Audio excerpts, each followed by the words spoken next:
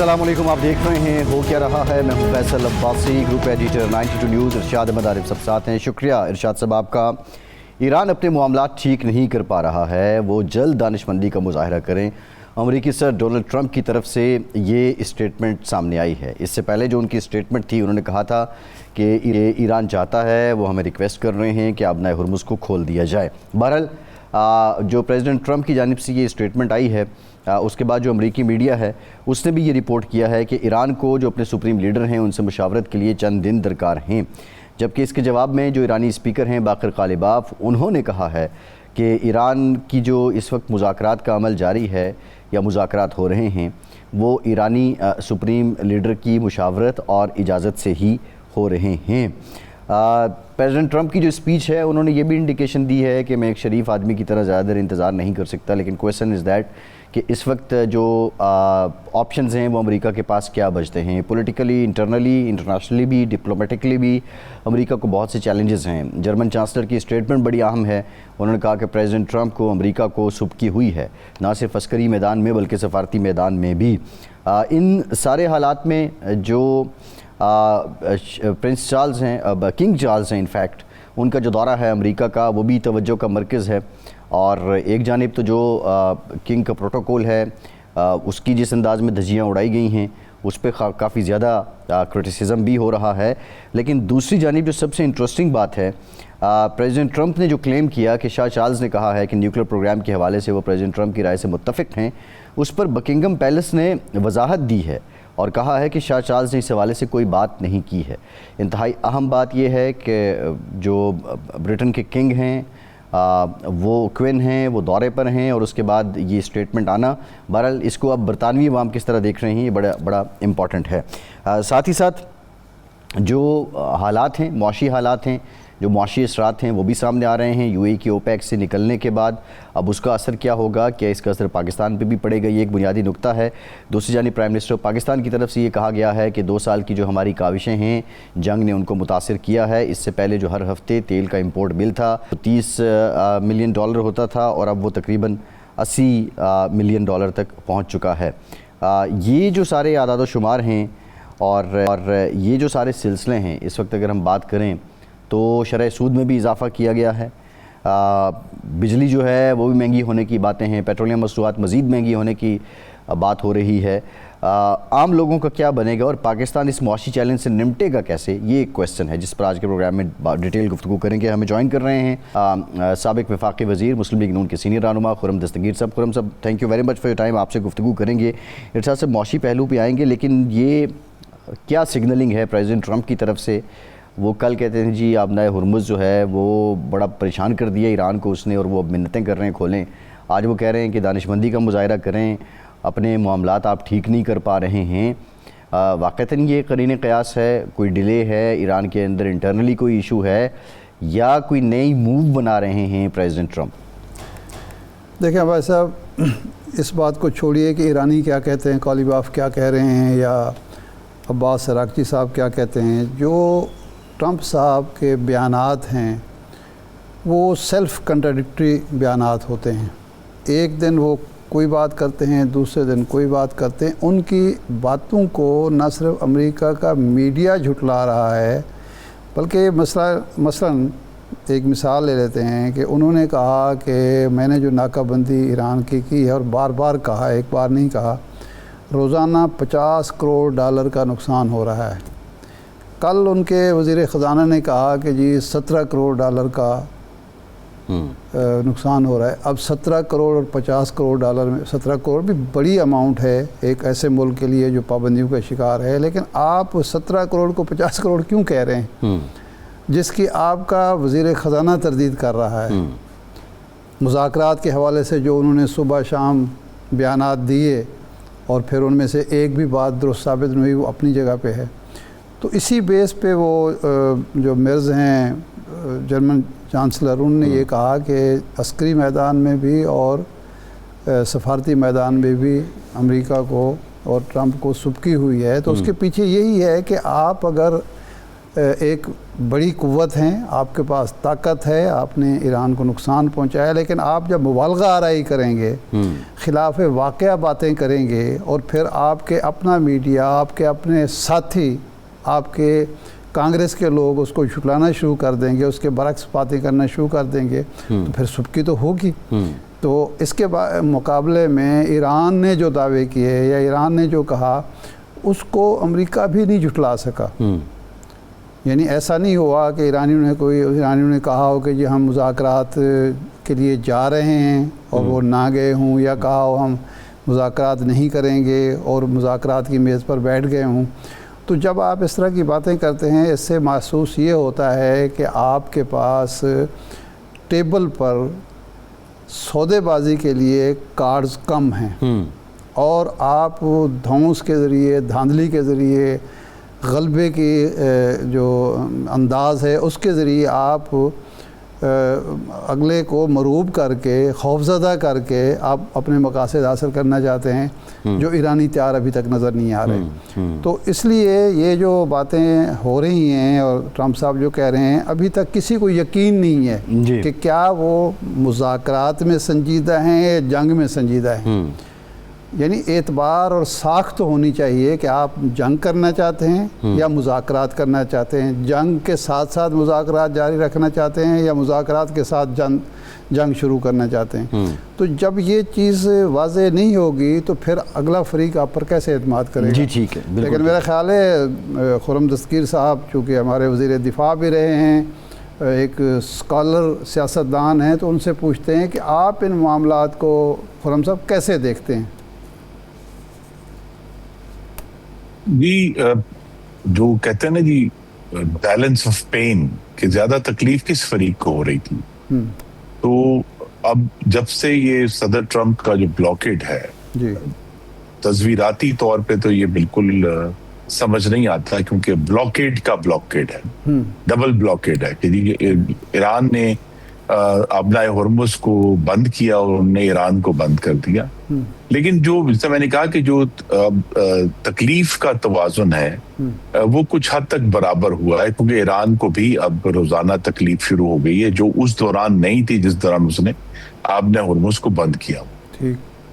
لیکن صدر ٹرمپ جو ہیں وہ اسٹریٹجک طور پہ یہ جنگ ہار چکے ہیں، کیونکہ ہمیں تو ارشاد صاحب جیسے جو تاریخ جاننے والے اسکالرز ہیں انہوں نے بتایا ہے کہ جب بادشاہ وار کرے تو پھر اگلے بندے کو مرنا چاہیے۔ اب اس نے ایک وار کیا، امریکہ جو سب سے کہتے ہیں سپر پاور ہے، اس کے ساتھ اسرائیل کی ساری طاقت موجود تھی، لیکن ایران نہ صرف سروائیو کیا بلکہ اس سروائیول کے دوران نئی طاقتیں دریافت کی جو اس سے پہلے اس کے پاس نہیں تھی۔ یعنی اس نے یہ دریافت کیا کہ وہ چند میزائلوں سے جب عرب ممالک پر حملہ کرے گا تو پوری دنیا کی معیشت مفلوج ہو جائے گی۔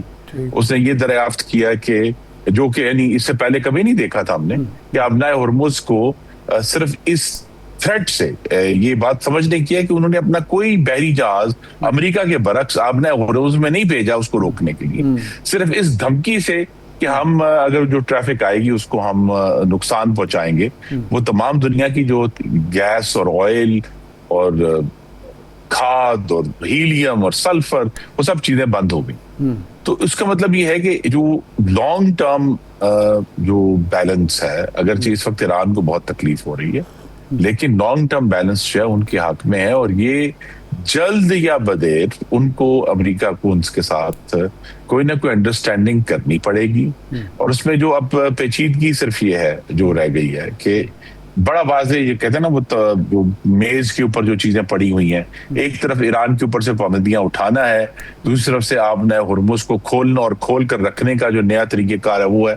لیکن اس میں جو چیزیں جو دبی ہوئی ہیں وہ یہ ہے کہ کیا اسرائیل کو مستقبل میں حملہ ور ہونے سے روک سکتا ہے امریکہ، اور دوسرا جو آئی تھنک جس پہ ابھی کم گفتگو ہوئی ہے کہ جو عرب ممالک ہیں گلف کے، ان کو بھی کوئی گارنٹی چاہیے امن کی جس کے ذریعے ان کی جو معیشت ہے وہ بحال ہو سکے۔ لیکن ایک بڑا نادر موقع تھا اسلام آباد میں جب اپریل کے وسط میں یہ پہلی ایک نشست ہوئی کہ اس وقت کم از کم یہ جو اکنامک ایشوز تھے نا جی کہ جی آپ نے ہرمز کا کھولنا اور ایران کے اوپر سے پابندیوں کا ہٹانا، اگر کم از کم اس پر ہی بات ہو جاتی تو آگے بڑھ جاتے. ابھی بھی یہی چیز ٹیبل پر ہے اور یہ ایک بارگن ہوگا. جب ایک موقع ضائع ہو گیا، پہلا موقع صدر ٹرمپ نے ضائع کیا، اب میرے خیال میں ایران جو ہے اس میں ڈیلے کر کے اس کو مزید طوالت دے رہا ہے.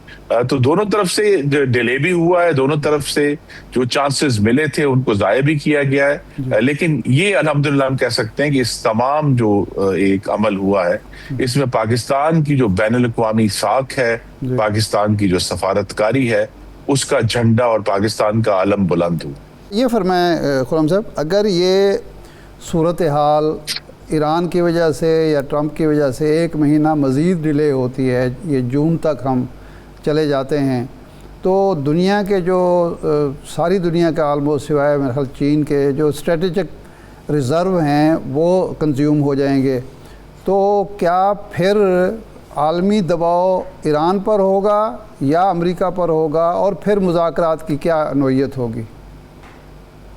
جی وہ میں کہہ رہا ہوں جی بیلنس آف پین ہے، لیکن جو لانگ ٹرم پریشر ہے وہ امریکہ پر ہی آئے گا. کیونکہ دیکھیے ایران کی جو معاشی تکلیف ہے اس کا دنیا پر اثر نہیں ہے. اس کی وجہ سے تیل کی قیمتوں پہ کوئی اتار چڑھاؤ نہیں ہونا، گیس کی قیمتوں پر اتار چڑھاؤ نہیں ہونا، جیسا میں نے کہا سلفر، ہیلیم، کھاد کی قیمتوں پر. جو اصل سارا ایفیکٹ ہے وہ بشمول امریکہ میں بھی جو ان کے شہروں میں تیل کی قیمتیں، اگرچہ خود امریکہ اس وقت سب سے بڑا ایک ایکسپورٹر ہے تیل کا، لیکن اس کی قیمتیں بھی بین الاقوامی قیمت سے ہی ڈرائیو ہونی ہے. تو لہذا وہاں جو ہے بالآخر یہ جو ایشوز ہیں، اور یہ اس لیے کہنا ضروری ہے کہ صرف تیل اور گیس نہیں ہے، جو ان کے نان انرجی ایکسپورٹس ہیں دنیا میں اب سب سے زیادہ گلف کی، وہ سلفر ہے، وہ ہیلیم گیس ہے جو ایم آر آئیز میں پوری دنیا میں استعمال ہوتی ہے. دنیا کے ایم آر آئی بند ہونا شروع ہو گئے ہیں. سلفر ہے جو یوز ہوتا ہے یہ پوری دنیا میں، جو ٹن کی انڈسٹری ہے وہ اس پر ڈیپینڈنٹ ہے، وہ بند ہونا شروع ہو گئی ہے. تو وقت کے ساتھ ساتھ جو اصل آئی تھنک آپ نے درست کہا کہ 1 مہینے کے اندر اگر یہ طوالت پکڑتا ہے، تو ابھی جو صرف ایک ہم سمجھ رہے ہیں کہ عارضی تکلیف ہے، وہ پھر آج سے 97 سال پہلے رفلی ایک گریٹ ڈپریشن آیا تھا 1929 میں، جس نے کروڑوں لوگوں کو بے روزگار کیا، پوری مغربی دنیا میں بھوک پھیلی. ہم اس کی طرف جا رہے ہیں اور یہ پوری دنیا کو نظر آ رہا ہے. تو لہذا جو دباؤ ہے بالآخر وہ صدر ٹرمپ پر ہی آئے گا کہ وہ اس تنازع کو ختم کریں. خرم صاحب، یہ آپ نے کہا کہ عالمی کے ساتھ بازاری کی طرف چلے جائیں گے اگر 1 مہینہ اور بھی طول پکڑتا ہے، لیکن اب ذرا اسپیسیفکلی جو پاکستان پہ اثرات ہوئے ہیں، پرائم منسٹر پاکستان نے آج یہ کہا ہے کہ امریکہ ایران جنگ نے جو معاشی بہتری کی 2 سالہ کاوشیں ہیں پاکستان کی، ان کو متاثر کیا ہے، یعنی ان پہ پانی پھیر دیا ہے. اور دوسری جانب وزیر خزانہ کا دعویٰ تو یہ ہے کہ ہماری معیشت مستحکم ہو رہی ہے، GDP ہم 4% حاصل کریں گے، اچیو کریں گے. اس جنگ نے پاکستان کے معاشی استحکام پر کتنا منفی اثر ڈالا ہے، اور اب یہ جو حالات ہیں معیشت کی اب قدریں کیا ہونی ہیں؟ جی ابھی تک تو صرف 2 واضح اثرات پاکستان پر آئے ہیں جو ہم سب نے بطور صارف اور شہری محسوس کیے. ایک تو تیل کی قیمتوں میں جو اضافہ ہوا ہے وہ سب کے لیے تکلیف دہ ہے. دوسرا جو ہمارے 4 LNG کے پلانٹ ہیں جو تقریباً 4800 میگا واٹ ہیں، ان کے لیے گیس اب نہیں ہے، کمی ہو گئی ہے، جس کو الحمدللہ کچھ اپ ٹیک ہوا ہے. ہماری جو پن بجلی ہے تربیلا سے اس پہ اس کی کمی کو دور کیا ہے، لیکن وہ ایک لانگ ٹرم ایشو بن گیا ہے. قطر نے آلریڈی جو کاروبار کی زبان میں کہتے ہیں کہ اپنی جو ڈسیبلٹی ہے وہ ظاہر کر دی، فورس میجور ڈکلیئر کر دیا کہ جی ہم آپ کو گیس سپلائی نہیں کر سکتے ایز پر ایگریمنٹ. تو ابھی تک یہ 2 اثرات ہیں، لیکن جو لانگ ٹرم اثر ہے، مثلا پاکستان کو کھاد بھی چاہیے، ہمارے ساتھ کھاد خریدتے ہیں. اب اگر کھاد کی قیمتوں میں اضافہ ہوتا ہے تو پاکستان پر اثر ہوگا. جو اصل آئی تھنک ایشو ہے ہمارے پاکستان کی معیشت کے بارے میں وہ یہی ہے کہ اگر یہ طوالت پکڑتا ہے تو پاکستان میں جو مہنگائی بہت مشکل، آئی تھنک جس کی طرف وزیر اعظم پرنسپلی اشارہ کر رہے تھے کہ بہت مشکل سے اس مہنگائی اور مہنگائی کی توقعات اتنی طاقتور ہوتی ہیں، اس کو جو کنٹرول کیا تھا وہ مہنگائی دوبارہ اٹھے گی لیکن ساتھ ہی آئی تھنک وزیر اعظم اور ان کی پوری ٹیم جو ہے ان کے پاس ایک بہت نادر موقع آ رہا ہے اب سے چند ہفتے بعد، 5 ہفتے غالباً رہ گئے ہیں اگلے سال کے بجٹ کی صورت میں، کہ وہ ایک حقیقی انقلابی بجٹ دیں جو پاکستان کی جو لگی بندے فارمولے ہیں افسر شاہی کے، سرخ فیتے کے، ان کو کاٹ کر پاکستان کے شہریوں کو یہ کانفیڈنس دے کہ وہ پاکستان میں انویسٹ کریں. پاکستان کے بہت سارے جو حاکمیت کے طریقے ہیں وہ متروک ہو چکے ہیں، ان طریقوں کو بدلنے کا عندیہ دیں. تو جہاں ایک مشکلات ہم سب کے لیے ہیں، مہنگائی کی صورت میں، بجلی کی قیمت کی صورت میں، تیل کی قیمت کی صورت میں، لیکن حکومت کے پاس ایک بہت نادر موقع بھی آیا کہ اس مشکل حالات میں جب قوم ذہنی طور پر تیار ہے اور سیاسی طور پر بھی تیار ہے کہ بعض ایسے کام کرنے کے لیے جو پہلے شاید ممکن نہیں تھے، کہ شہباز شریف صاحب ایک اور ان کی جو اکنامک ٹیم ہے وہ ایک حقیقی طور پہ آگے بڑھنے کا، انویسٹمنٹ کا، جاب گروتھ کا بجٹ دیں. تو ایک موقع بھی ہے اور ساتھ میں نقصان بھی ہے. اچھا خرم صاحب، آپ کا تجربہ ہے حکمرانی کا، حکومت کا، یہ جو بابو لوگ ہیں ہمارے، وہ اس کا موقع دیں گے حکومت کو آؤٹ آف باکس سوچنے کا موقع فراہم کریں گے؟ کیونکہ یہاں تو ہمیں یہ نظر آتا ہے کہ کیپیسٹی چارجز بڑھ گئے ہیں تو اس لیے سولر پر ٹیکس لگا دو، جو بیچارہ غریب آدمی 3 کلو واٹ 5 کلو واٹ کا ہے اس پہ بھی ٹیکس لگا دو. تو اس طرح کی سوچ کے حامل جو بابو ہیں وہ یہ کام کرنے دیں گے؟ آئی تھنک یہ اس سے بہتر موقع کم از کم میرے لائف ٹائم میں نے نہیں دیکھا کہ ملے گا، کہ سیاسی طور پر، بین الاقوامی طور پر جب حکومت کی ساکھ میں اتنا اضافہ ہوا ہے اور عوام جو ہیں وہ ذہنی طور پر تیار ہیں اور اس قسم کی کوئی ہمارے پاس سیاسی مزاحمت بھی نہیں ہے کہ جو صرف مخالفت کی خاطر جو ہے حکومت کی مخالفت کرے. تو یہاں یہ موقع ہے کہ جو بھی ایڈوائس ہے لیکن اس پر سنجیدگی سے غور کرے. اور اس میں آئی تھنک بہترین سبق جو ہے وہ 1990 کا معاشی ریفارم کا بل ہے جو میاں نواز شریف کی پہلی حکومت میں آیا تھا، جس میں اس نے میسو لبرلائزیشن اور ڈی ریگولیشن کی تھی. اگر آپ کو یاد ہو کہ کس طرح فورن ایکسچینج کو جو ہے وہ کھولا گیا تھا، پاکستان کا جو ٹیلی کام سیکٹر ہے اس کو کھولا گیا تھا، کسٹمز کو کھولا گیا تھا، اور بہت سارے ایسے کام کیے گئے تھے جن کے بارے میں جس طرح آج ڈرایا جاتا ہے اس وقت بھی ڈرایا جاتا ہے کہ پتہ نہیں یہ کھول دیا تو کیا ہو جائے گا. لیکن آپ نے دیکھا کہ پاکستان آگے بڑھا. تو یہاں یہ ایک ٹیسٹ ہے گورنمنٹ کا بھی کہ وہ یہ جو تناؤ کی صورتحال ہے اس کو بجائے یہ کہ وہ پاکستان کی معیشت کے لیے مشکلات کا سبب بنے، اس کو آنے والی معاشی گروتھ اور نئی جو روزگار کے معاملات ہیں، نیا روزگار پیدا کرنے کے لیے اس موقع کو استعمال کریں. بہرحال آپ نے ایک مشکل ٹاسک دیا ہے، دیکھتے ہیں کہ اب وہ گرہ کھولتے ہیں یا رسی کاٹتے ہیں. یہ اب اگلے اٹس کالڈ دی گورڈین ناٹ کے نام سے مشہور ہے. گورڈین ناٹ، ہاں وہ نے کاٹ ہی دیا رسا. ظاہر ہے سن ہی رہے ہوں گے تو ہمیں پتہ چل جائے گا 6 7 8 جون کو کہ رسی کاٹی جاتی ہے یا گرہ کھولنے پہ کھولتے مزید کسی عوام کو وہ انورٹڈ کاما کھوبے میں ڈالا جاتا ہے. اچھا یہ فرمائیں کہ معاشی استحکام کے دعوے تھے جو ہمارے مختلف چیمبرز تھے، جو تاجر برادری تھی، ان سے وعدے کیے جا رہے تھے کہ جی ہم یہ شرح سود کم کریں گے، لیکن 1% مزید بڑھا دی گئی ہے.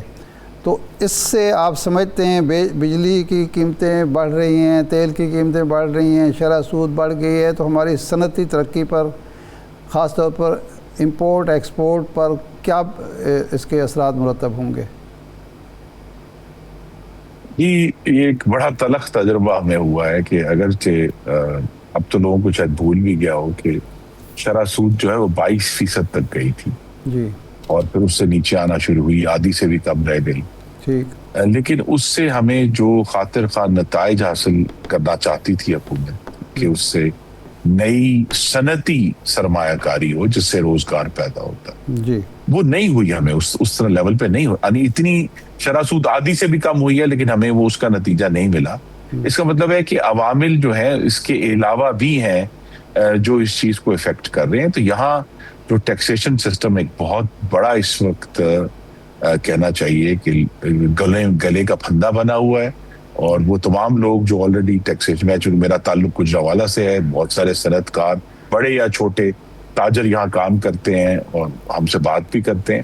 تو وہ سب تو ان سب کی ایک ہی شکایت ہے کہ جی ٹیکسیشن سسٹم انہیں جو ہے وہ ان کا گلا دبا رہا ہے اس وقت. تو لہٰذا وہاں بھی کچھ سوچنا ہوگا کہ اس کو کس طرح ریلیز کیا جائے, کیونکہ صرف شرح سود کا بڑھانا میرے خیال میں اس وقت, اگرچہ میں اس پہ لکھ بھی چکا ہوں کہ کم سے کم ہونی چاہیے, لیکن جو میں نے آپ سے ذکر کیا نا جی کہ مہنگائی کی توقعات بھی اتنی ہی طاقتور ہوتی ہیں.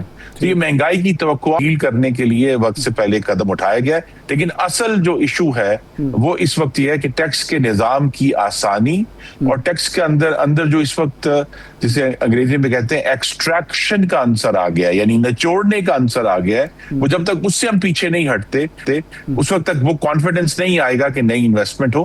تو آئی تھنک شرح سود اتنی اہم نہیں جتنا ٹیکسیشن کے نظام میں اصلاح ہے. کیا ٹیکس میں ہونا کیا چاہیے؟ ایک جانب IMF آپ کو ٹارگٹ دے دیتا ہے, یہ آپ کا ریونیو, آپ کا جو ٹارگٹ ہے وہ آپ نے ٹیکس کلیکشن ہے یہ آپ نے کرنا ہے.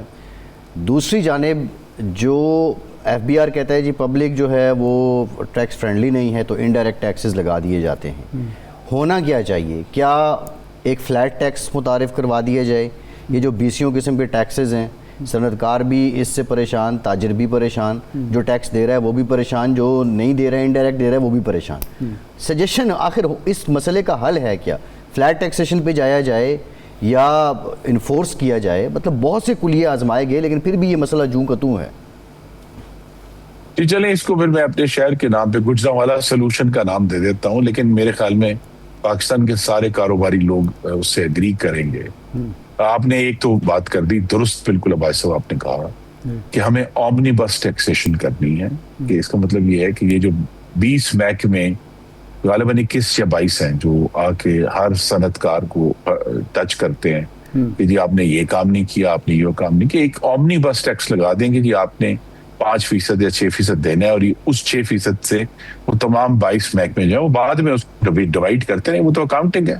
لیکن جو اصل چیز ہے جو کہ اب ڈیمانڈ ہے, غالباً 21ویں صدی کی جو ایڈوانسڈ انڈسٹریل اکانومی ہے وہاں ایسا نہیں ہوتا, لیکن ہم چونکہ پاکستان میں یہاں مطالبہ یہ ہے تمام کاروباری حضرات کا, وہ یہ کہتے ہیں کہ جی آپ ہم سے ایک ٹیکس کی شرح فکس کریں, ہم وہ ٹیکس کی شرح دے دیں, اس کے بعد ٹیکس کا محکمہ ان سے کوئی انٹریکشن نہ کرے, ان کو تنگ نہ کرے. وہ زیادہ ٹیکس دینے کے لیے تیار ہیں اس قیمت پر کہ اس کے بعد ان کو کسی بھی طرح تنگ نہیں کیا جائے گا. اور یہ ہم نے دیکھا بھی کچھ ممالک میں استعمال کیا گیا, جو خلیج کی بات ہو رہی تھی, عرب ممالک میں, کہ انہوں نے کہا جی کہ اگر آپ یہ ایک فکس ٹیکس دے دے, ایک دکان والا ایک فکس رقم ادا کر دے, تو اس کی دکان پہ اگر سرٹیفکیٹ لگاؤ کہ اس نے یہ رقم ادا کر دیا ہے تو پھر پورا سال وہ ٹیکس کا محکمہ اس کی دکان میں داخل نہیں ہوگا. تو ہمارے لوگ یہ پروٹیکشن چاہتے ہیں, وہ چاہتے ہیں ان کے اوپر ٹرسٹ کیا جائے. تو لہٰذا اس قسم کی ہمیں ایک IMF کی کتاب میں یہ نہیں لکھا کہیں, لیکن اگر ہمیں پاکستان کی اکانومی کو لے کر جانا ہے تو ہمیں جو ایک کہا جاتا ہے جی آؤٹ آف دا باکس یہی ہے کہ, اور آج کل چونکہ ایران بڑی خبروں میں ہے, تو ایران میں اردو میں تو بازاری کا لفظ ایک اس کی منفی سینس ہے, لیکن ایران میں بازاری کا مطلب ہے کہ کاروباری جو بازار میں بیٹھا ہے نا وہ کاروبار کر رہا ہے. بالکل ٹھیک. تو پاکستان بھی ایک بازاری اکانومی ہے, اور اسی کی طرح اس کو ڈیل کریں گے تو انشاءاللہ اس ملک سے بہت ٹیکس اکٹھا ہوگا. ٹھیک, بہت شکریہ خرم دستگیر صاحب, شکریہ آپ کے وقت کا. ایک بریک کے بعد واپس آتے ہیں.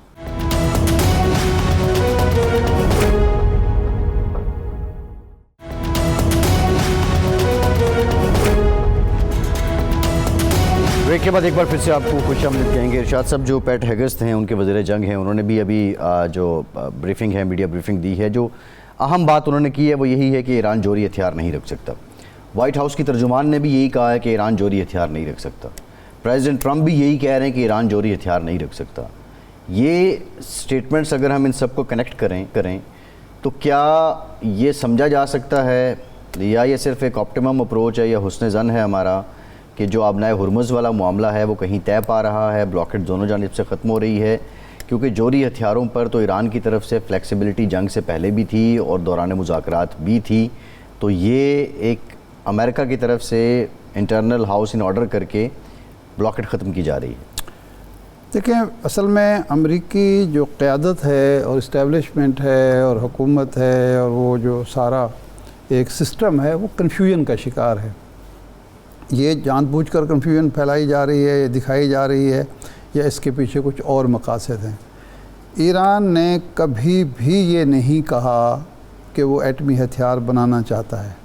وہ جب بھی یہ بات ہوتی ہے امام خمینی کا فتویٰ سامنے رکھ دیتے ہیں، جس کو پھر آیت اللہ خامنائی نے بھی قبول کیا، اور موجودہ جو ہیں مجتبیٰ خامنائی بھی کہتے ہیں کہ وہی فتویٰ برقرار رکھے کہ جی مہلک ہتھیار رکھنا جو ہے ایک مسلمان کے شایان شان نہیں ہے، اسلام میں منع ہے، جس سے تباہی پھیلے، تو ہم یہ کام کبھی نہیں کریں گے۔ حالانکہ وہاں ایک بڑا طبقہ موجود رہا ہے جو وکالت کرتا رہا ہے کہ ہم ایٹمی ہتھیار اگر بنا لیں تو پھر ہم پر کسی کو حملے کی جرت نہیں ہوگی۔ لیکن امریکہ اور یورپ ہمیشہ یہی بات کرتے ہیں کہ بھائی سوال یہ ہے کہ جب وہ یہ کہہ رہے ہیں، اور انہوں نے 2015 میں جو معاہدہ ہوا اس میں یہ بات تسلیم کر لی، مان لیا، اور اس وقت تو یہ 60% انریچڈ یورانیم 450 گرام ان کے پاس نہیں تھی، کلو گرام، تو آپ نے وہ معاہدہ کیوں توڑا؟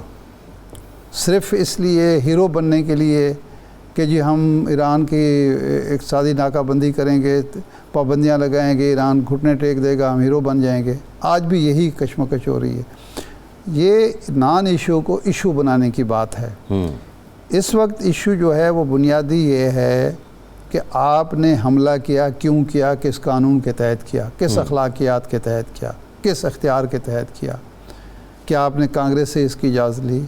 کیا اقوام متحدہ سے آپ کو سینکشن ملی؟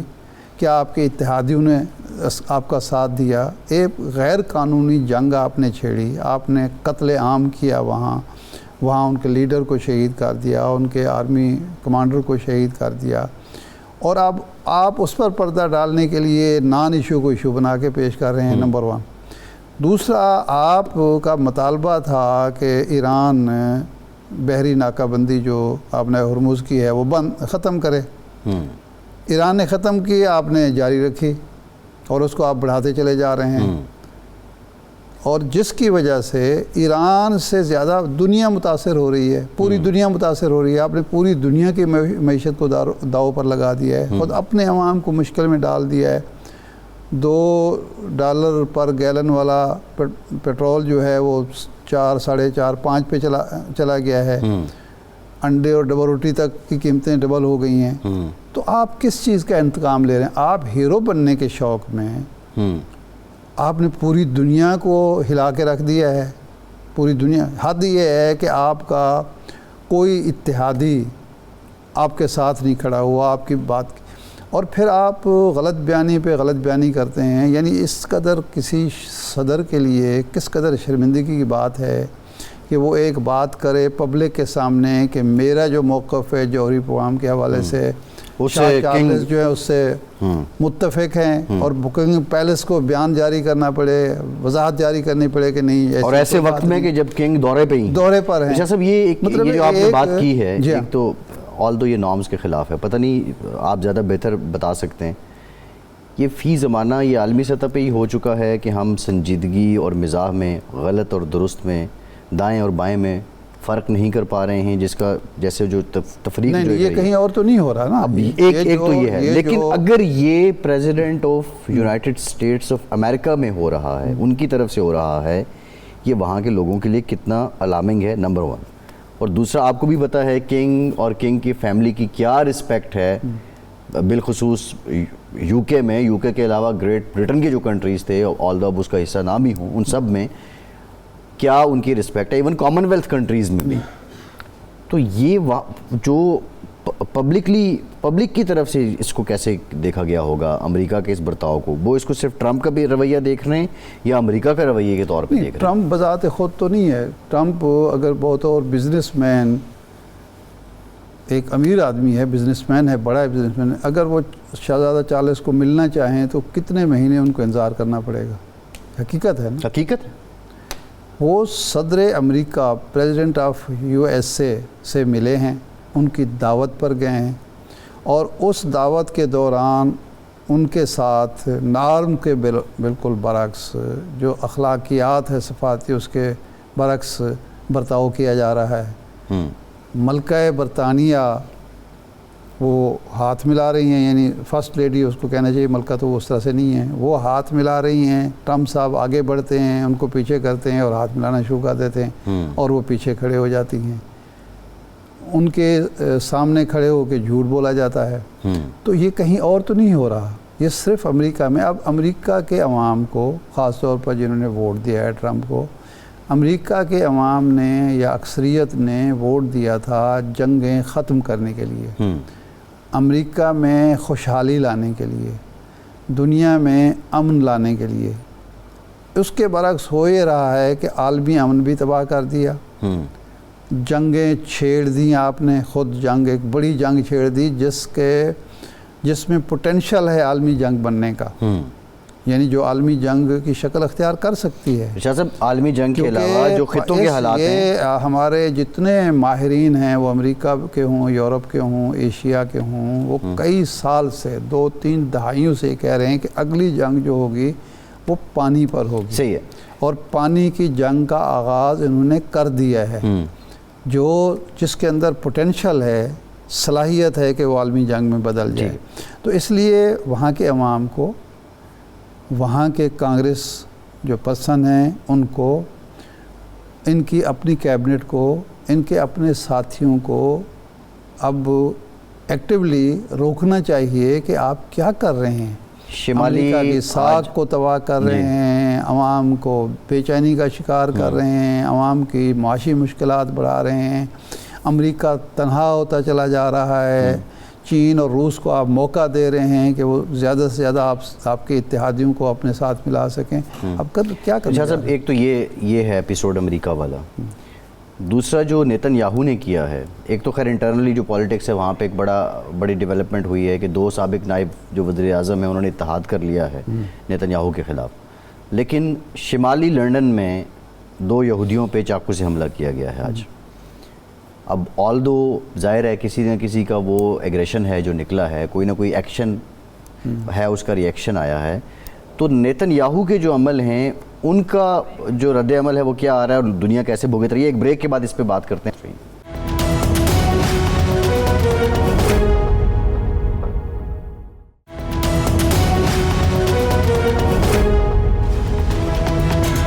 بریک کے بعد ایک بار پھر سے آپ کو خوش آمدید کہیں گے. ارشاد صاحب، پیٹس ہیگس نے لیٹسٹ سٹیٹمنٹ دی ہے، اس میں اہم نقطہ یہ ہے کہ جو وہاں پہ اس وقت فورسز ہیں، آرمی ہے، دیگر فورسز ہیں، ان کی تنخواہوں میں 7% اضافہ کیا جا رہا ہے امریکہ میں. ایک تو یہ اضافہ ایسے وقت میں کیوں کرنا پڑ رہا ہے، نمبر 1. نمبر 2، اس سے پہلے پیٹس ہیگس کی جانب سے ایک اسٹیٹمنٹ تھی جس میں انہوں نے کہا تھا کہ جو بنیادی شرط ہے امریکی فوج میں بھرتی کی، انفلوئنزا کی ویکسینیشن، وہ بھی ہم ختم کر رہے ہیں. یہ کس بات کو ظاہر کر رہے ہیں یہ عوامل کہ آپ کرائٹیریا بھی نرم کر رہے ہیں، تنخواہیں بھی بڑھا رہے ہیں؟ خیر وہ جو نرمی ہے اس کا تو کوئی جنگ سے یا موجودہ حالات سے بظاہر کوئی جوڑ نظر نہیں آتا، لیکن یہ 2 چیزیں جو ہیں امپورٹنٹ ہے. ایک تو ہے کہ 1.5 ٹریلین بجٹ مانگا جا رہا ہے کانگریس سے کہ فوج کو مزید 1.5 ٹریلین کی ضرورت ہے، اور دوسری طرف فوج کی تنخواہ میں اضافہ کیا جا رہا ہے. اس کا مطلب کیا ہے؟ مطلب یہ ہے کہ فوج کے اندر بے چینی ہے اس جنگ کے حوالے سے. یہ آپ کو یاد ہوگا کہ 1970 میں جب ویتنام کی جنگ ہو رہی تھی اور وہاں ایک لام بندی کا اعلان ہوا تھا کہ ہر شہری جو ہے فوجی خدمات انجام دے گا، اور محمد علی کلے جو بہت بڑے باکسر تھے، عالمی چمپئن تھے، انہوں نے انکار کیا تھا اور ان کو پھر ٹائٹل ان کے واپس لیے گئے تھے. تو محسوس یہ ہو رہا ہے کہ فوج کے اندر ایک بے چینی ہے. یہ تو بجٹ تو ان کا جو ہے ان دنوں پیش نہیں ہوتا نا، وہ تو جنوری میں منظور ہو چکا ہے. اب اگر وہ $1.5 ٹریلین مزید مانگ رہے ہیں تو اس کا مطلب یہ ہے کہ فوجی ساز و سامان میں، فوجی تیاریوں میں کوئی دقت پیش آ رہی ہے. موجودہ بجٹ وہ بہت بڑا بجٹ ہے اب بھی ان کے پاس. اور دوسرا یہ ہے کہ کوئی بے چینی ہے، اضطراب ہے، جس کو ہم اس طرح سے بھی دیکھ سکتے ہیں کہ جو ان کے وزیر تھے بحریہ کے، وہ مستعفی ہو چکے ہیں. فالنسی آئی تھنک کچھ نام تھا ان کا. اچھا، جان فیلن. اچھا، دوسرا جان فیلن. دوسرا یہ ہے، جو دوسرا جو ہے जॉन सी फैलन। दूसरा ये है कि ये कुछ बहरिया के, फ़िज़ाइया के, आर्मी के अफसरों को आला तरीन यानी आर्मी चीफ समेत बरतरफ कर चुके हैं। कुछ और लोग इस्तीफ़ा दे चुके हैं इसी जंग के हवाले से।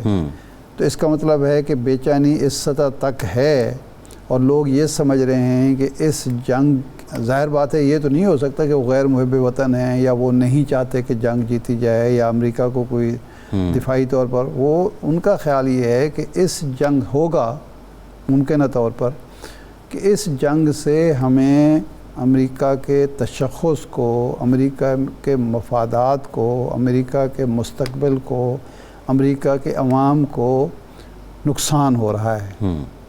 और एक शख्स सिर्फ नेतन्याहू के कहने पर या उसकी ख्वाहिश के मुताबिक या एक गिरोह जो 2-4 लोग हैं, एगस्ट हैं, उसमें मार्को रूबियो हो सकते हैं और लोग होंगे, तो वो लोग जो हैं एक दूसरे मुल्क, छोटे से मुल्क के जो एक हमारा पालतू है, हमारा डिपेंडेंट है, उसके कहने पर उसके मकासद तकमील के लिए कौमी मफादात को दाव पर लगा रहे हैं, तो इसलिए हमें इसका हिस्सा नहीं बनना चाहिए। ये एक मुतरश्शे होता है। वरना इस वक्त ये तो नहीं है कि खुदा न खासा अमेरिका की फ़ौज जो है वो उसकी तनख्वाहें कम हैं, उनकी मराहत कम हैं, ठीक है ना जी।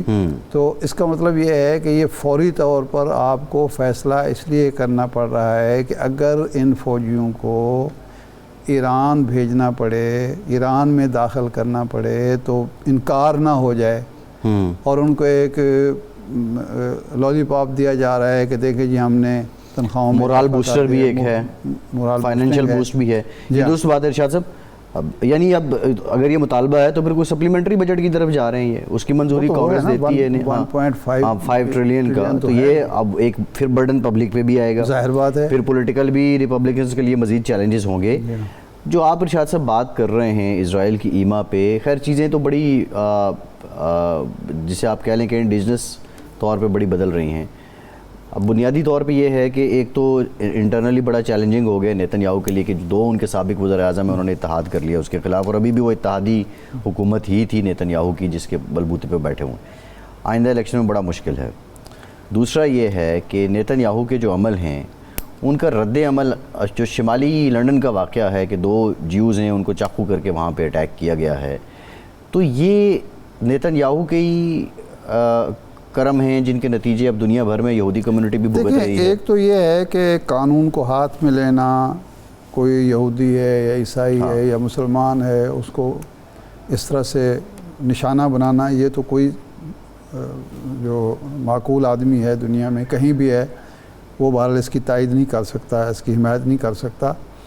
लेकिन नेतन्याहू ने दुनिया भर में, इवन यूरोप में अपने ख़िलाफ़, अपने हमवतनों के ख़िलाफ़, अपने मुल्क के ख़िलाफ़ एक नफ़रत तो पैदा की है कि जो लोग ये कहते थे कि इसराइल का क़याम जो है अमन आलम के लिए एक बहुत बड़ा ख़तरा है, जो कहते थे कि वहाँ जो ज़ियोनिस्ट लीडरशिप है वो उसके अज़ाइम जो हैं वो बिलाखिर इसराइल पर और यहूदियों पर असरअंदाज होंगे मनफी अंदाज में और उनको नुकसान पहुँचाएँगे, उनकी तायद हो रही है।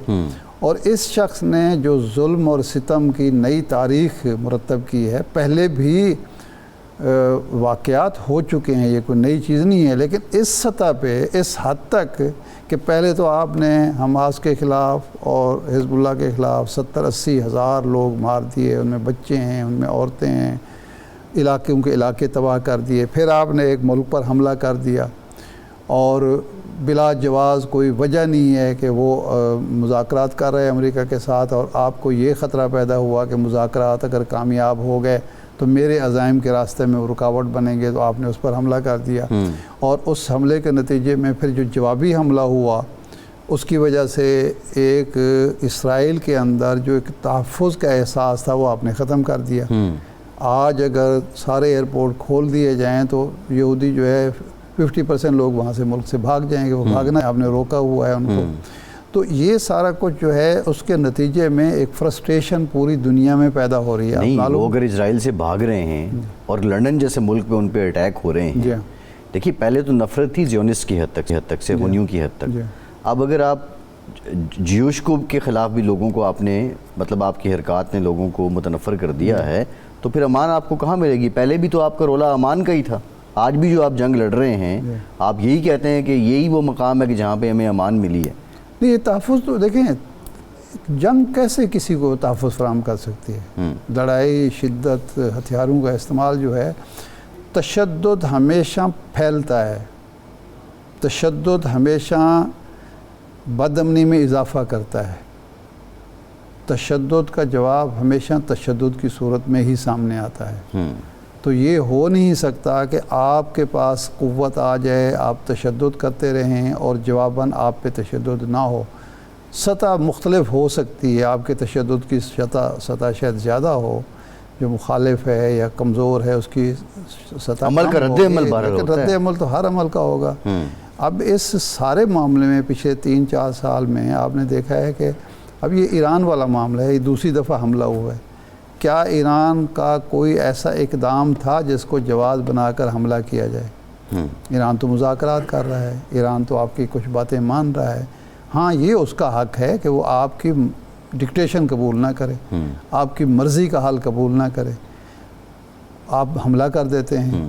تو اس کے نتیجے میں آپ یہ توقع کریں کہ لوگ جو ہیں آرام سے چپ کر کے آپ کے وار کو سہ جائیں گے، ایسا ہوتا نہیں ہے. غزہ میں جو دودھ بچوں پہ گولے بارود آگ برسائی گئی ہے، اس کا بھی کوئی نہ کوئی تو وہ نوٹ کر رہا ہوگا، کوئی نہ کوئی اس کے بھی انصاف دیکھیں نا، نظام تو انتظام عالمی ضمیر جو ہے اس کو گہرا زخم لگا ہے.